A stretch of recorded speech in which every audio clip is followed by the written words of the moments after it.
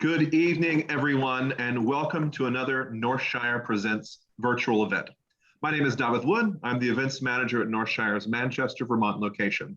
We're recording tonight's event for perpetuity on YouTube, but don't worry, only of those of us who are unmuted and speaking in this nice little yellow box will be there forever. So for that reason, at any point that you have a question for our authors, please type them in the chat. And then at the end, I'll save them up and I'll ask them in the Q&A at the end of tonight's event. A couple more notes before we get started. It's been a hard year for independent bookselling and for everybody for that matter. But we still exist because of your continued support and we greatly much appreciate it. And finally, also a plea.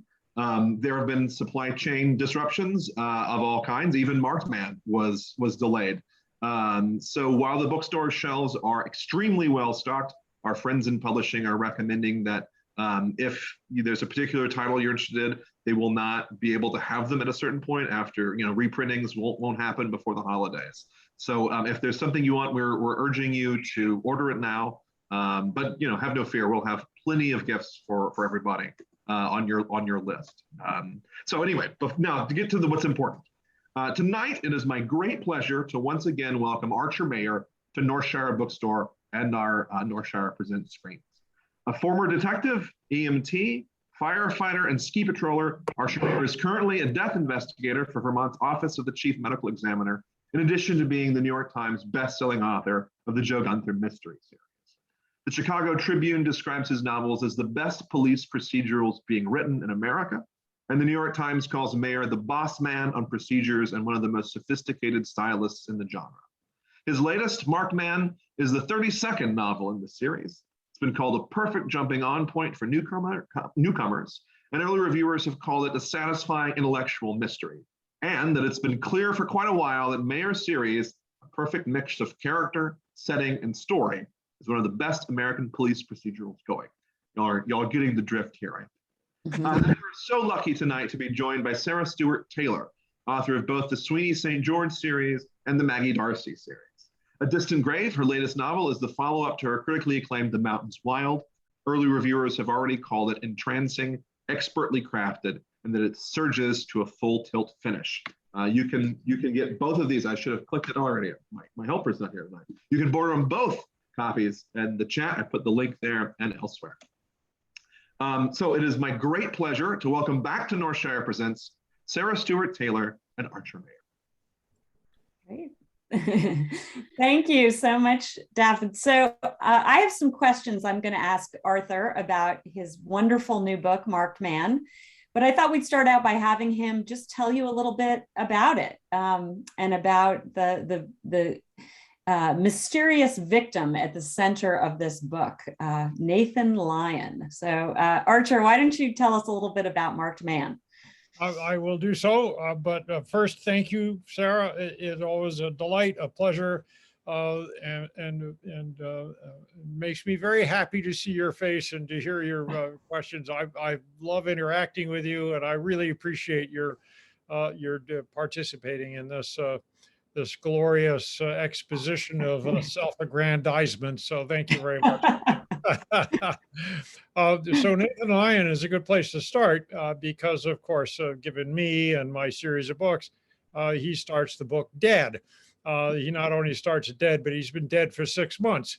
But we're talking about an impossibly narcissistic, ego-driven, highly self-regarding fella who is also a bit of a psychopath, filthy rich, a little bit mysterious, but suffice it to say that when he died of natural causes, of course, he donated his body to science because it was going to be the best body that science had ever seen. And who is he to deprive them of this? So he gives himself to the University of Vermont Medical School. And I guess his intention was that he would just sort of glow there in perpetuity. But instead, they did to him what they do to all corpses that are donated for the Anatomy 101 class. They carved him up.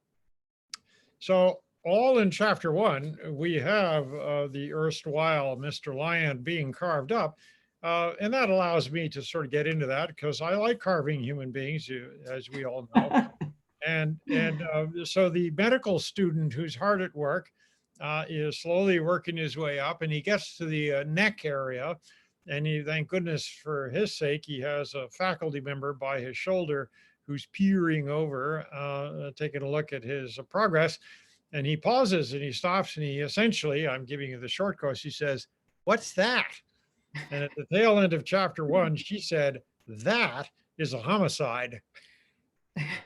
That's usually not what you hear in Anatomy 101. So what happens, of course, is now Mr. Lyon, the dearly departed, or not so dearly, but definitely departed, leaves the medical school and goes to Beverly Hillstrom's office of the chief medical examiner. And thus the book takes off. Now, that was sort of fantasy number 1. I've always thought that'd be just a great way to completely ruin a medical student's day. Right. But the other thing I decided, driving around New England, as we all do, all of us are, I think, somewhat enraptured, certainly impressed by these gargantuan red brick mill buildings that populate, it seems, all of New England. And they all seem to be empty and all seem to have broken windows, and they all seem to be sitting on EPA, pollution sites, and therefore nothing can be done with them. And I don't know about you, but I fantasize like crazy about these things because I look at them and go, "Oh, what a great place to have an office." Just be me, a desk, and 200,000 square feet of empty space. That would be just a miracle for me. But no can do. However, Mr. Lyon, as I said, not only is he dead, but he's make-believe, so I can make him do anything I want him to do. And in this case, with a filthy amount of money, he purchased a mill building of 150,000 square feet in Brattleboro. And what he did with this mill building is turn it into a single family home. Now, as the word suggests, you got to fill it with your family. Well, I don't know about you, Sarah, but in my case, no member of my family would want to be under a roof with me, and I wouldn't fault them, So how are you going to make that happen? Well, of course, you're going to blackmail them. You're going to sabotage them. You're going to force them. You're going to buy them off. You're not going to take no for an answer. That, suffice it to say, is that under now one roof, Mr. Lyon managed to fit an enormous group of very, very grumpy people. And they're all his family, and they all hate each other. So that's step number 2 in this progression of chaos that I've formulated. Last but not least, without giving too much away, because, hey, I'm not even into chapter 2 yet, in my description of what the book's about, we also discovered that Mr. Lyon came from somewhere, because they don't grow them that way in Vermont. We're far too sane. So he came from Rhode Island. Why Rhode Island? Because when I was growing up approximately 400 years ago, I remember that Rhode Island was the single most crooked state in New England. Between the mafia and the Catholic Church, there wasn't a straight person on the streets. They all had something cooking. And I always loved that about Rhode Island. So I used to visit Rhode Island, and I thought it was just a gloriously just mishmash, screwed up place. I mean, the mayor of Providence winning re-election from his jail cell. Suffice it to say, that that speaks for the whole kit and caboodle. It's a far tamer place now, but some of that is still hanging in the air. And you got these old retired mobsters. And so I wanted to invoke them, but not the capo di tutti capi. No. I wasn't interested in the true mafia. What I was interested in was the shadow society that aids, supports, benefits from, works on the periphery of the mob. So the mob is of no interest to me. Everyone writes about the mob, and I decided, oh, to heck with that. The 2 things that I was most interested in along the sociological lines was, who are these unremarkable, unnamed fellow travelers? What are they? What do they do? What are they up to? So that's where I put Mr. Lyon, who is not a mafiosi or a mafioso. He is a fellow traveler, but he made a pile of money. So how did he do that? And so that I examined that a little bit. And the other theme, and then I'll shut up, is that I wanted to focus a little bit, as I do on a lot of these books, on current events. So not pandemic. That's of no interest to me as a writer. But what's more interesting to me is this growing crankiness. In fact, just before I joined you tonight, I saw on the news that yet another passenger started punching the lights out of another passenger on an airliner. I mean, we've all lost our minds. We've gone ugly, we've gone cranky, we've gone opinionated, we've gone a complete lack of reasonable listening to one another. So what happens when a dominating, almost dictatorial major domo, a pater familia, fades away? What's left of his trickle down influence on a big building filled of coerced people? That's a great description of the book. And there is something about this book that it just feels like, in fact, as I was reading it, I wondered, and you'll have to tell us, if you had been thinking of the sort of golden age locked room mysteries. Yes. And because that was sort of how it struck me, that you wanted to create this situation where the only person who could be the murderer was someone within this structure. Yeah, exactly. And I love that about this book. I thought that was so effective. Agatha Christie on speed. Right. Yes, exactly. That's great. So I also loved the first chapter, and you talked a little bit about this poor medical student who sort of makes this discovery that is the catalyst for the murder investigation. And there are two things about the chapter that I thought were really fun. One is that followers of the Vermont legislature might recognize the name of this poor, unfortunate medical student is one of our representatives. And I just had to ask, was this a little Easter egg, or did he win it in an auction, or how did that come about? He won it in an auction. Now Warren and I know each other, so we're sort of friendly acquaintances. But in addition, I guess because of that, he saw that every year I sort of make these character auctions available for whatever cause, hospitals and halfway houses and veterinarian clinic, whatever it may be, any worthwhile cause out there. And I limit myself to, 8 or 10 or something. And then I drop the bar, only because once upon a time I had 16 winners. I didn't know what to do with them all. I wanted to put them in a bus and have them crash. It was crazy. So I put a limit on it. But Warren snuck in under the fence, and he got to be a winner. Now, the rule is always the same. Thank God I came up with this from the get-go. Yes, you can have your name in a Joe Gunther book, and yes, I get to do anything I want with it. Right. Yeah. So in this case, I spared Warren's feelings because his name actually begins the book. The first two words in the book are his name. Yes. And I just, but it wasn't because I know these people. Warren and I do know each other, but oftentimes the auction winners, I never meet them. I don't know them. I don't talk to them. They're just names. And that's curiously liberating. So, but you're right. It's great fun. I might be a little bit distracting to those people who know these folks, because they might go, good, what? Warren's in school? I thought he was in the legislature. So it does screw people up a little bit, but I'll take that. Well, he appears very quickly. He has a purpose, and then he exits. So I didn't think it was distracting at all.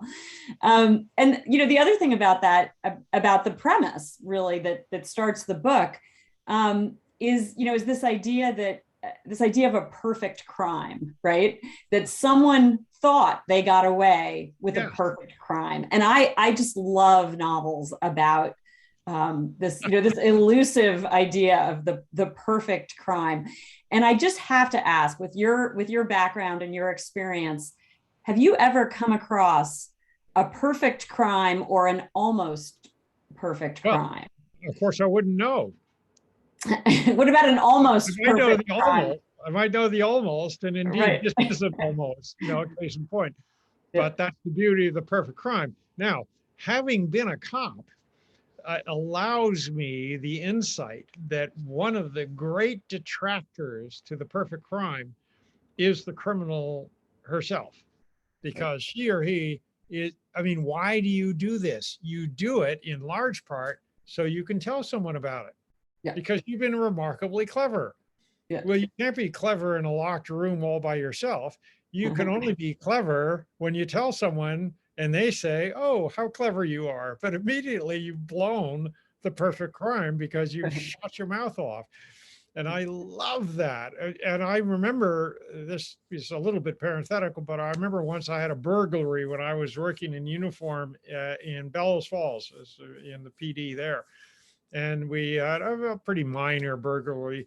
And someone came to me and said, "Well, this is really upsetting. And what are you going to do about it?" And I said, "Oh, nothing. I'm just going to wait. So I'm going to do my other jobs. I got all sorts of casework and whatnot. I'll get back to you in a few months." Sure enough, this guy, there was no noise. There was no reaction. There was no investigation. There was nothing. So next thing you know, he starts saying, "Well, that thing a few months ago, oh, that was me." Bingo, we heard about it. Yeah. So now, having said that, I love to go every year. I go to what my daughter calls corpse camp. Now, Yeah. corpse camp is actually more stuffily the Colby College Seminar on Forensic Science. And I have either been an attendee or on the faculty of that organization for decades. I love to go there, and it's filled for 5 days or so of all us types who investigate death. It'd be police officers or forensic pathologists, death investigators, you name it. We all get together, we look at slides, and we compare notes and horror stories and learning curves and whatnot so we can get better at our jobs. One of the things that, of course, is of interest is your precise question. What are we missing? What are people getting away with that we are not picking up on?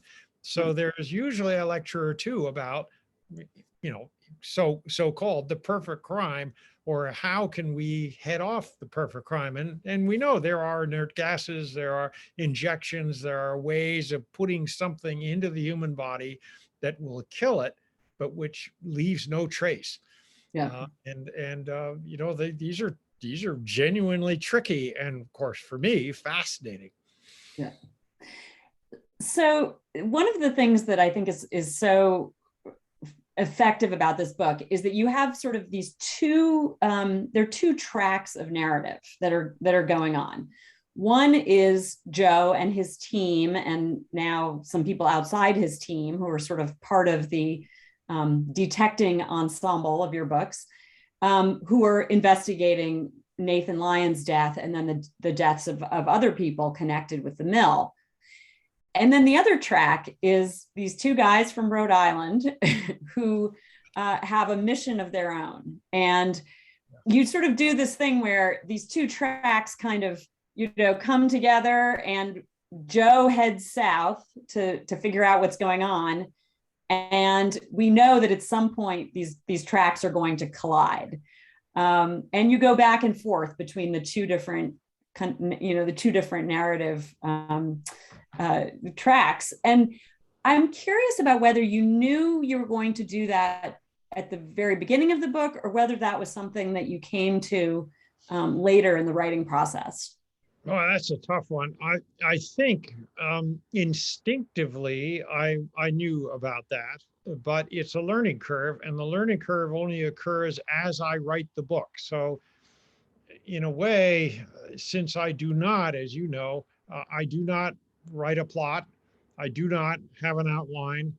And oftentimes, therefore, I really don't have anything other than the grossest possible ambition or intention or goal or idea. Even I sort of have a beginning, and I maybe think about sort of general themes or big parts of the book. but the nuancing, the structures, the various stages of development, all that stuff come to me as I write. And it's an odd feeling. I a long time ago used to work in the back of a rig with a paramedic who is known for two things.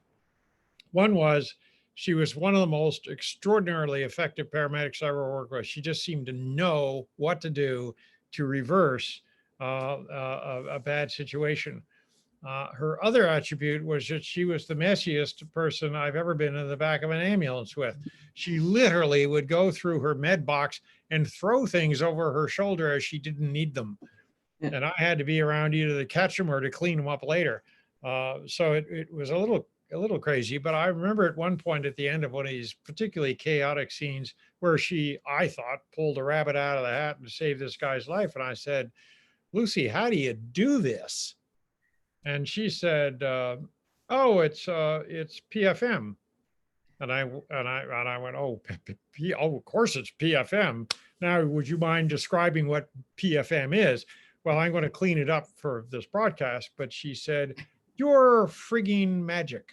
As a writer, I understood her because that's it. A lot of people will say, "Oh, well, I wrote a book. I'm a writer," and I'm thinking to myself, are you saying that knowing that the PFM is part of your makeup? Because you, I, and a lot of other truly professional writers lose ourselves in the making of the mental movie. And that is an undefinable process. It is a magic area in a creative brain which separates us. We may be lousy sheetrockers, but we're pretty good writers. And we are because we've got that magical element in our heads that can land those airplanes one at a time in the right way and can know enough to follow our instincts and to create things like what you just commented on, this dual track. And once I've sort of stumbled on that, then it becomes kind of like, well, what's going on with the guys? So I begin to write about the guys. Yeah. And then I go, I wonder what's going on with the other folks. And so I write about what's going on with the other folks. In other words, I write as a reader. So if I need to know, if my attention span is telling me, I wonder what's happening with this part of the plot, that's the indicator to me as the writer. Oh, okay, time for you to write about that. And thus, if I can head off the reader by a single sentence and reward her ambition or rather her thirst for another direction, and I'm there, I'm supplying the other direction, then we're working as co-storytellers. And I think that's the key thing to writers is to never forget you're a reader first, but B, never forget that your readers are fellow storytellers. They have imaginations, they have creativity, they have a thirst for a well-told story. They don't want to be held off at arm's length, though. They want to be included. So if you refer to a crackling campfire, don't go on in excruciating detail about the campfire. Let them populate the image with the embers and the smoke and the crackling noise and whatnot. In other words, it's an Astaire and Rogers dance step.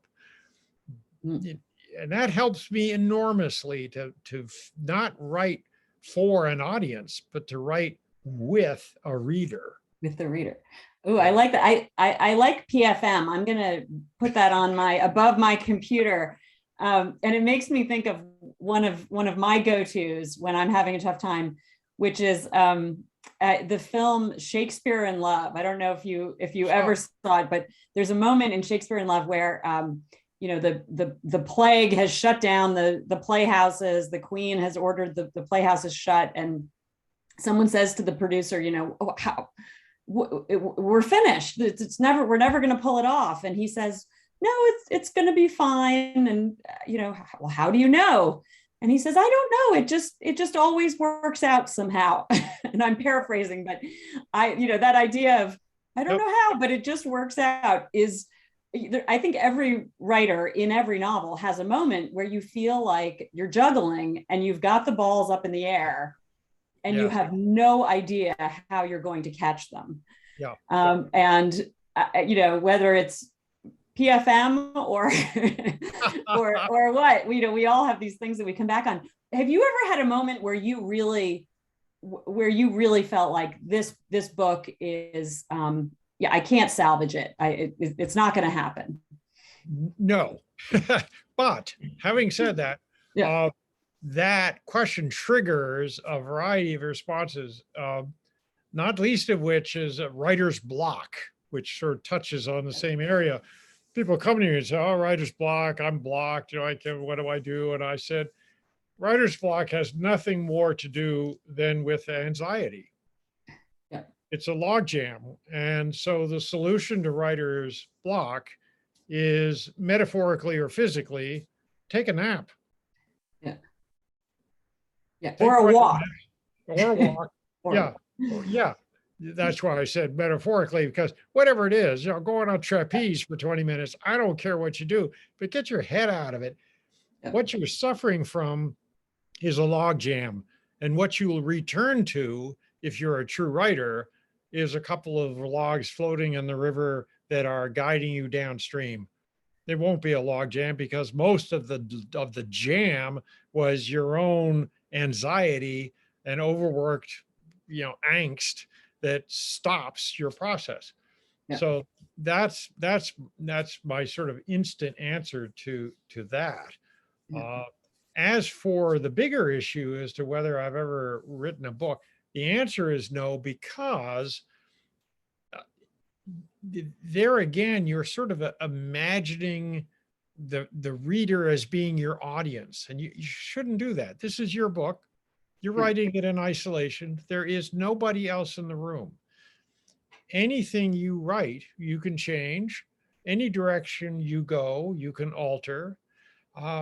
And furthermore, once again, never forgetting that you're a reader first, when you read, and you read someone who's self-confident and who is taking you down in a narrative direction, you trust. If it's a well-told tale and you like the voices that have been, brought alive in your head, then it doesn't matter. One of the reasons you're reading the book is because you don't know where it's going to go.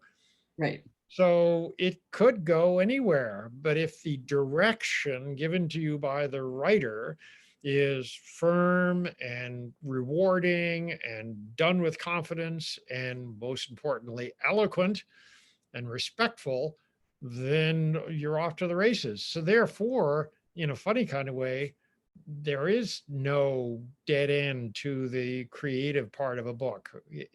There may be self-doubt. There may be that you didn't want to write this book in the first place. That's different. That's different. Yeah. I mean, we've all been there. That's called maturation. I mean, I don't know about you, but I've got, a shelf. Where's my camera? I got a shelf that thick of partially written manuscripts. Yeah. But that's like the first time you sat down in front of a piano, God knows what noise came out of it. Well, sure as wasn't a tune. Mm-hmm. Well, okay, those are the manuscripts that you shouldn't have written, but you got to start somewhere and you have to make a mess. Yep. So you write bad books. That's how you learn. Yeah, that's how you learn. That's how you learn. This is your 32nd Joe Gunther book, which is just it's just incredible. How do you keep your own interest in Joe and these characters fresh? How do you stay sort of, you want to approach every book as though you're learning something. I've heard you say that it's your curiosity that sort of, drives you into the subjects of your books. So how do you keep that curiosity fresh? Well, first of all, they're two separate subjects, because the curiosity that that approaches the mechanics of the plot, what's in the book. But parallel to that are the characters that make the books a series. Okay, so the two separate subjects. So the curiosity and the ignorance that drive me to address things about which I know little. For example, Rhode Island. What do I know about Rhode Island? Well, I need to go down to Rhode Island and find out what's Rhode Island been up to. That is plot part, if you will. But Joe Gunther, Willie Kunkel, you know, all the other characters, ever growing numbers of them, they're the people. And the bigger challenge for me is, or was before I sort of figured it out, gosh, can I sustain the same group of people for 10 books, 15 books, 20 books, 25 books? I mean, the bloody series won't stop. It's an interminable series of books. And I'm thinking to myself, people are just going to go, what are you, on crack? This is, you know, you either write 5 books, make enough money to buy an island and give everyone mercy, you know, or you change jobs altogether. So I began to ask myself, how am I doing this? Because obviously my readers kept coming back. The publisher kept publishing me. And the answer came to me, it's simplicity itself, as is so often the case. I'm not writing about characters. I'm writing about us. So when I wake up in the morning and I think to myself, oh, time to write another book, I read a newspaper. I go out and walk around the block. I listen to the radio. I look out the window. Joe Gunther is named Joe Gunther because he's the most common name I could come up with. It's a boring name. And if you took Joe Gunther and you isolated him, what is he? He's avuncular, he's thoughtful, he's supportive, and he's a good listener, he's a nice guy. He even makes mistakes occasionally so that he can atone well too. This is the most boring human being on the face of the earth, right? I mean, nice, a wonderful human being, but you know, geez, in a world filled with movies and TV shows populated by cranky people, Joe Gunther is a complete loser. So why do we like him? Because he's an ideal. In a funny kind of way, we think our superheroes are all supposed to have, you know, squinty eyes and lycra outfits and capes and huge chests. No. They should be the father we never had, or maybe we were lucky enough to have a father like that, or the brother, or whatever. Joe Gunther is the single most decent human being you could ever want to be with. That's a hero. Yeah. And once I put my brain into that, I went, yeah, that's it. Don't go for all the irregular stuff. Don't go to the fact that he beat adversity in order to be a wonderful exemplar of humanity. Just start that way. He was born right. He turned out well. He's a nice guy. He's like my kids, 2 very nice people. They're not scarred or fractured. They don't drag a leg behind them. They, you know, they're fine. And I herald that. I cherish that. And I think lots of us hunger for it. Now, careful, you got to surround him with misfits because we do have, you know, I mean, we can't go through a day without bumping into some misfit or another on a greater or smaller scale. And thus we have Willie Kunkel and whatnot. I would argue that Joe Gunther and Willie Kunkel are actually parts of the same human being. Yeah. You know, yeah. We have Willie Kunkel moments, we have Joe Gunther moments. You know, all I did was separate the two so that I could make an easier construct in this series of books. But that's what turned the light on in my head, that I can write this series of books until I die of impossible old age, because I'm merely writing a single book in book length chapters. Yes, interesting. I love that. Although I'm going to suggest that you don't use Joe Gunther is a loser as a blurb on your next book, even though it's very illuminating. It might, it might not quite do what you want it to do. Well, since it's just you and me, no one heard it. So no one heard it. So yeah, we're probably good. That's wonderful. I love that. And I think, when I think about some of my favorite detectives, they are, I think detectives sort of fall into the like extremely flawed detectives, and then the really sort of just decent every woman, every man characters. And, I think of Joe Gunther, I think of somebody like Donna Leon's Brunetti character, who is just, he is just a decent, good man with a good marriage, and he eats wonderful food, and and so you want to read about him, and then of course we have so many examples of the really really flawed, complicated detectives, and I love both. I think there are pleasures to both, but yeah, Joe is complicated because of the people around him and his reactions to them and the ways he has to interact with them. Yes. So can you tell us a little bit about what's next in Joe Gunther number 33? Are you at the point where you can give us any hints about it? Well, I have finished it, so I guess I should have a passing acquaintance with it. I'm editing it right now, which is part of my process. I'll take the requisite number of months to write the book, but I always allow myself, anywhere up to 4.5 months to edit. And my version of editing sort of parallels my version of creating a book, which is sort of chaos driven. And I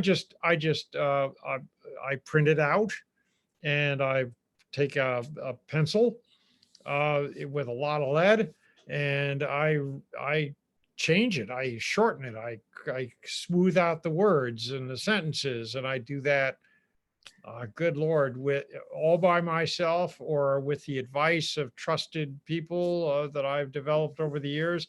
I might do this up to 12, 15 times. Times a 300-page book. So it's a very lengthy process, and the goal is twofold. One is to cut out everything that is not absolutely necessary, and the other is to introduce musicality to the prose. I want a well-told story, but I also want the occasional paragraph that allows a reader to pause and say, wow, that was really well written. I hadn't thought of that. So it's sort of a double mission. Now you had in your question, now I've lost my train of thought, but well, what can you tell us about Gunther number 33? I'm terribly sorry. Just a moment's distraction. It doesn't have a title yet. I'm sort of fussing around with that. And I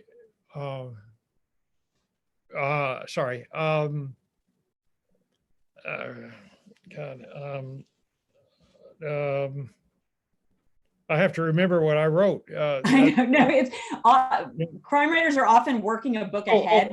Now I got it. Now I got it. The problem, of course, is that here we're talking about a book that's written, and I always have about 3 books in my head, especially this time of year. I have the one that you and I are discussing, then I have the one that I've written that I'm trying not to remember so I won't screw up my answers to these questions. And I also have a next one percolating in the very back of my brain. So my apologies, that was silly of me. So the interest, every once in a while I get nerdy, and the law enforcement model is what's fascinating to me.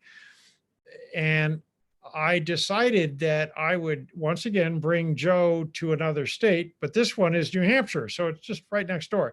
And the premise is that at the very beginning of the book, you find a dead body in Vermont, so it's a Vermont crime that needs to be solved. but it's quite clear that it occurred in New Hampshire. Ooh, I love it. So what do? Well, one of the mechanisms this is the nerdy part of me, one of the mechanisms I particularly like, and this reflects a lot of my death investigation job because as such, I have to interact with other agencies on a regular basis, and we all have to play nice and we all have to obey the rules and from various angles. And I do that all the time. That's part of my job.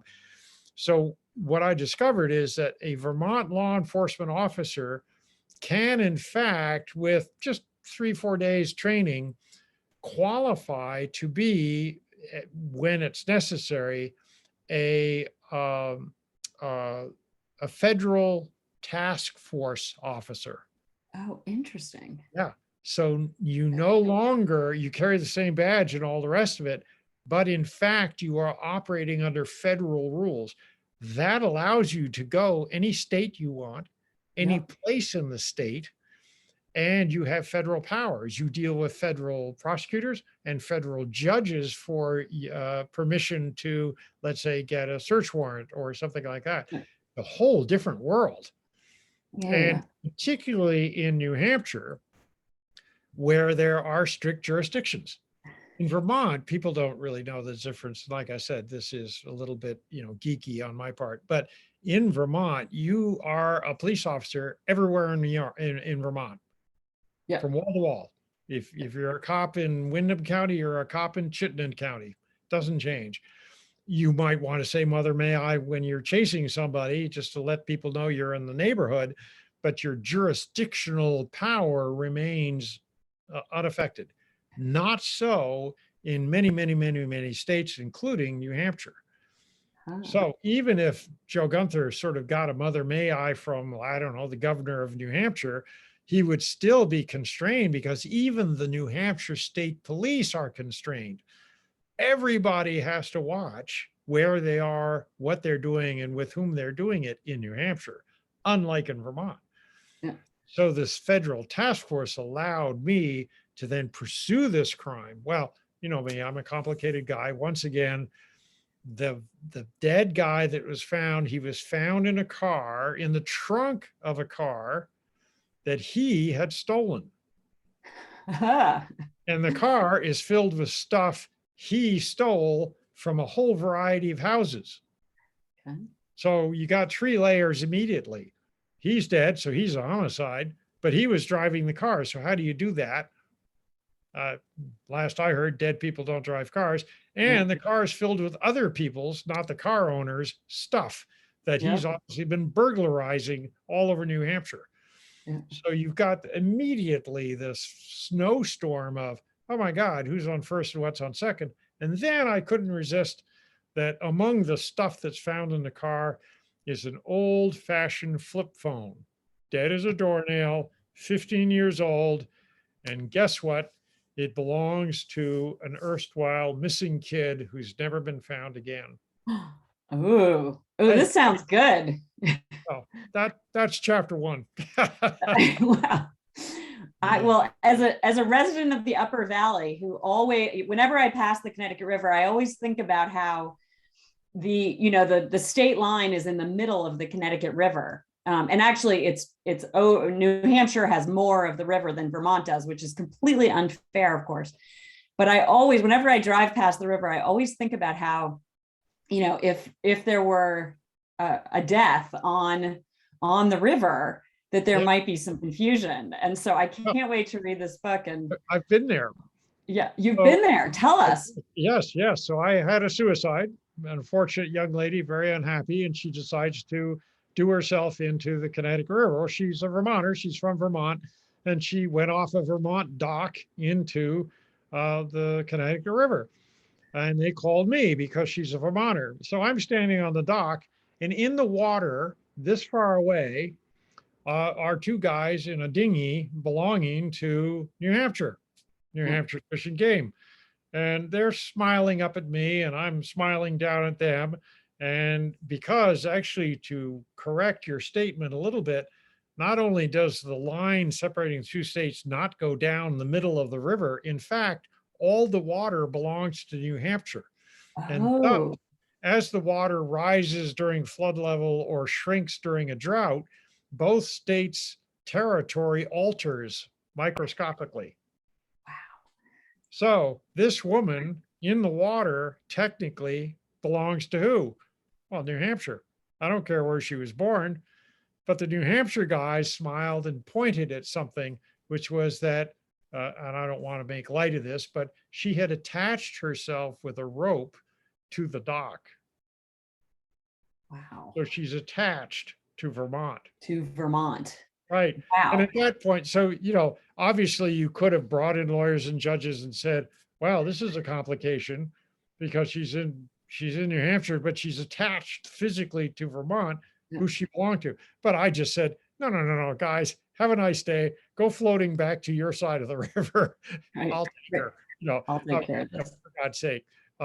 It was more of a curious and fascinating thing that occurs with these strange jurisdictional impasses that somebody has to figure out. And legislators do their best, but legislators are human beings and they don't look into the very, very fine tuning of some of these things.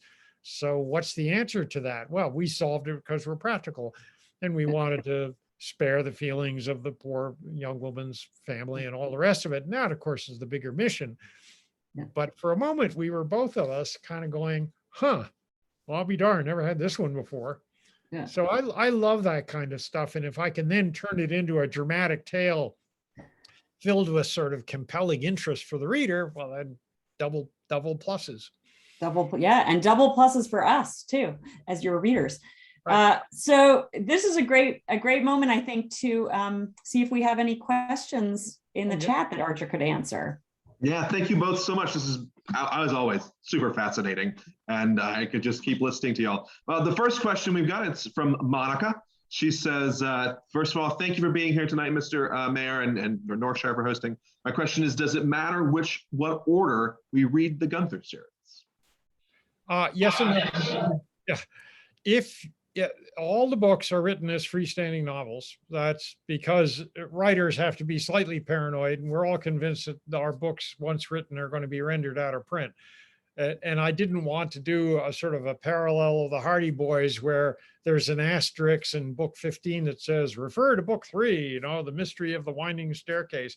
That seems a cheap trick. So they're all separate novels.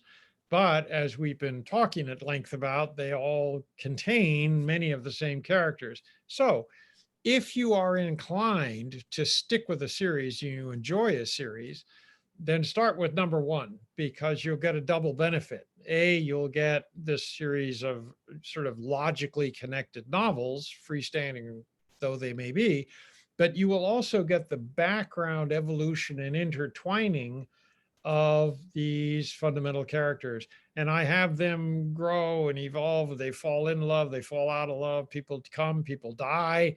And that's an extra reward. If you read them out of order, that's not jarring, but you might conceivably, you could grab a book and go, oh, hang on, I thought she was dead, so what's she doing here, kind of thing. It's not quite that daunting, but that would be my answer. So you follow your instincts, and if you like a series, begin at the beginning. But if you don't care, grab anyone. Thanks, Archer. There's a question here from Anne. She says, have you ever written a story with an international plot? She was wondering about what kind of complications that would have. No, these are Vermont law enforcement books, and I can stretch it, and the Vermont cop goes down to New York, or he goes to Boston, or in one tape, he even goes to Chicago, and we can strain credibility, but to find Joe Gunther all of a sudden in downtown Paris, that would probably be a stretch too far. And so much as I always thought it was a great idea, and my father, when he was still alive, he always said, oh, good God, bring Joe to Europe, have some fun. I don't think I'll probably do that. Thanks. I've got a question here from, it was DM'd to me anonymously from an audience member, wondering, is Vermont just a pit of villainy and crime? I mean, here you are in your day job, and then you're in your fiction as well. Can you explain that a little bit? Oh yes, no, it's a tar pit of iniquity. No, it's one of no, that's one of Vermont's greatest secrets. Is it's the most dangerous state in the union to inhabit. Yeah, that's why we all thrive here, because we're all cabal members of the same dark sect. No, yeah. Let's be honest. When I began the Joe Gunther series, it was almost all you could do to conjure up a homicide. I think there are about 7 in the entire state in any one given year. Now, sadly, we've probably tripled that number, but so has the whole rest of the world. So it really, let's. I mean, I write murder mysteries. I've got to have somebody dead. And oftentimes I knock off more than somebody, but several bodies. I think I had to come to terms very early on by answering the question, why is this type of literature so popular? Why are we so bloody minded, not just as Vermonters, but as human beings, that we love to read about murders and watch murders on TV? I mean, this is an endless, insatiable appetite. It's extraordinary to me. And I began to realize that the answer probably lay in the fact of the resolutions that people like Sarah and I supply. Yes, we start on the premise that there's a real world filled with violence and mishap and terrible things going on, but both of us tend to head in the direction of a solution and of quieting those troubled waters. So maybe not all the hats are bright white in these modern days, but generally speaking, the good guys are going to stay the good guys, and they're going to resolve or quiet the stress and resolve the anxiety and put an end to the mayhem, or at least make the end a little better and happier than the beginning was.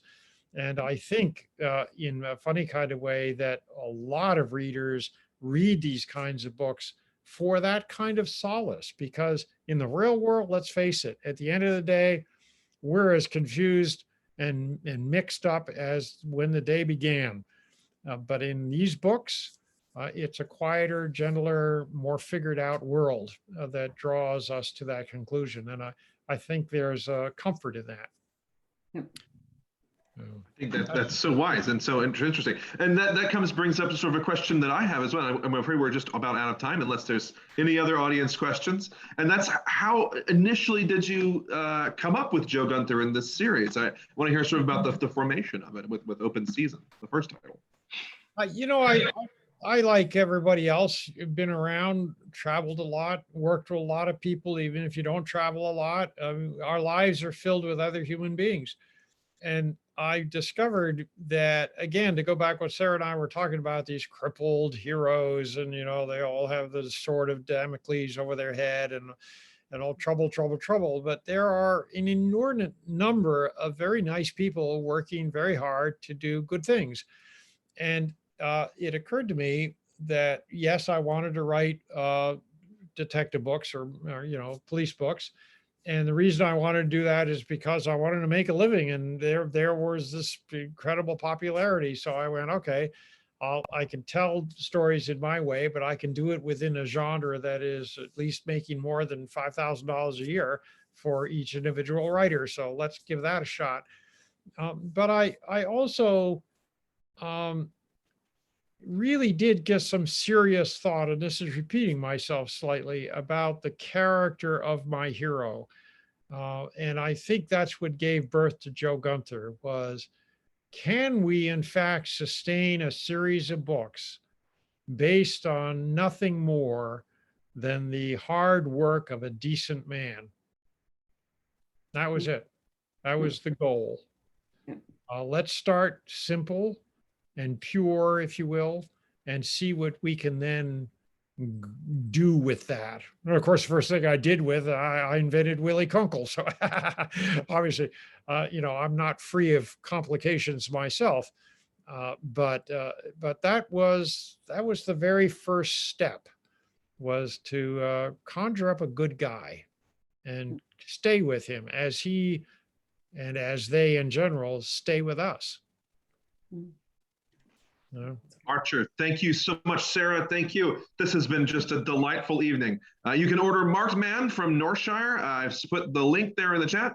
And we'll see you all at another Northshire Presents virtual event, and then hopefully in 2020, some in-person events too. Thank you all, everyone, so much. Oh, you're very welcome. Thanks, everybody. Thanks, Archer. That was fun.